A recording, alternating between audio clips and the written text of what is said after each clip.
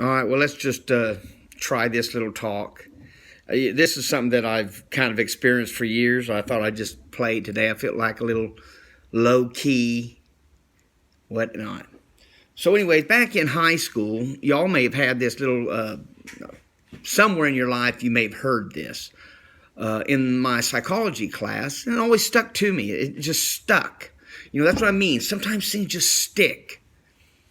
And when they stick, there's a reason they're sticking. It's resonating. It wants us to grab a hold of it and give it some thought and not just throw it aside.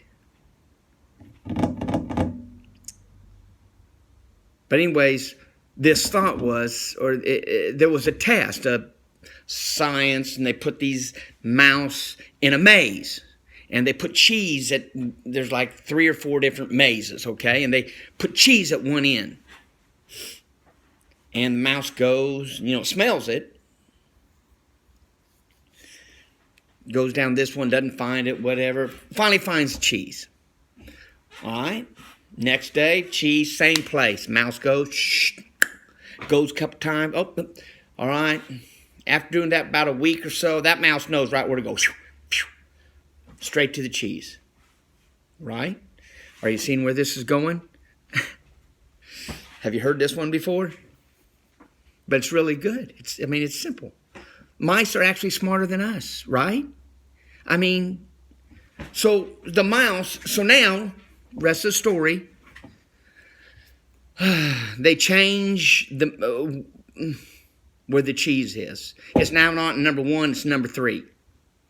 So the mouse goes number 1 and no cheese. Comes back, goes back down number 1. That dang cheese not there. It might do it again. Before it knows it, start traveling around looking. Till it finds the cheese. But it doesn't keep going down the same maze, and my God, what for a better word, maze. It doesn't keep going down the same maze to get the cheese when the cheese is gone.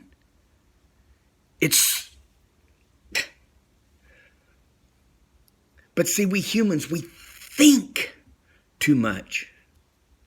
And we keep going down the same maze that gave us cheese, let's say back when we were 7 years old. Let's say when we held a temper tantrum or, excuse me.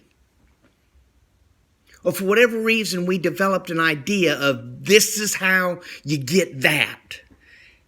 Not to mention it's been crammed in us ever since we grew up and went to school and this whole... And when I call it an egoistic system, I don't mean a braggadocious. I mean the psychology, the psychoanalytical of man and how he thinks. That's what I mean when an egoistic system, when we think about self. What's in it for me? And see, and that's why things always fall apart, really, in this illusionary world, because me doesn't exist, but we keep trying to build a foundation on me. And that's shifting sand, because me always changes. So stick with the thing that never changes, which is this God force.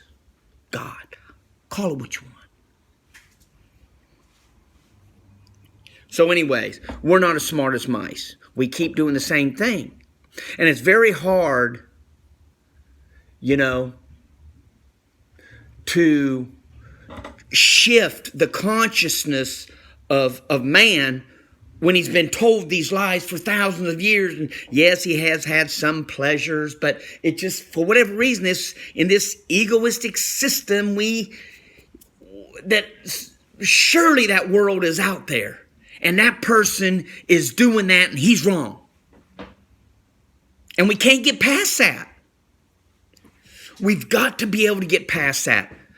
The cheese is no longer there in that dualistic world. The cheese is no longer there. We're waking up. It's not there. It's shifting sand.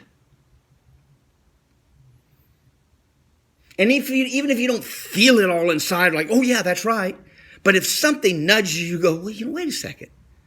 There might be some truth to that. Allow it to resonate.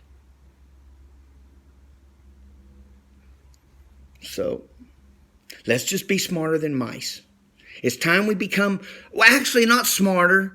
It doesn't take any knowledge at all. As a matter of fact, it takes absolutely no knowledge. It's the thinking that keeps us going down that same maze.